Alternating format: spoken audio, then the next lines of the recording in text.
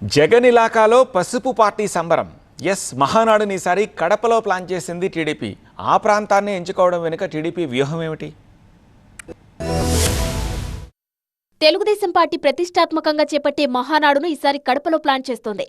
కడప నగరంలో మహానాడు నిర్వహించేందుకు 3 స్థలాలను పరిశీలించారు టీడీపీ నేతలు. మహానాడు కోసం NGOs plants, Jayaraj garden, airport సమీపంలో ఉన్న స్థలాలను పరిశీలించి మహానాడు ఏర్పాట్లకు వీలవుతుందా లేదా అని సమాలోచన చేశారు.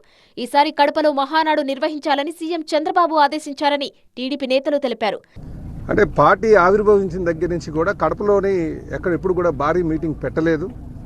ఎక్కువ మంది సీనియర్ నాయకుల యొక్క ఆలోచన మేరకే కడపలో ఈసారి పెట్టాలి అని చెప్పేసి ఒక ఆలోచన రావడం, దాన్ని మా జాతీయ అధ్యక్షులు వారు అలాగే జాతీయ ప్రధాన కార్యదర్శి లోకేష్ బాబు అందరూ కూడా ఈ ఆలోచన బాగుంది, ఇక్కడ ప్రజలు తెలుగుదేశంకి వైపు చూస్తున్నారు అనడానికి 2024 ఎలక్షన్ ఒక నిదర్శనం. మహానాడు అంటే 3 రోజుల పండుగ. అలాంటి కార్యక్రమాన్ని ఈసారి కడపలో ప్లాన్ చేసింది టీడీపీ. పార్టీ పండుగకు కడపను ఎంచుకోవడం వెనుక రాజకీయ వ్యూహం ఉందన్న చర్చ జరుగుతోంది.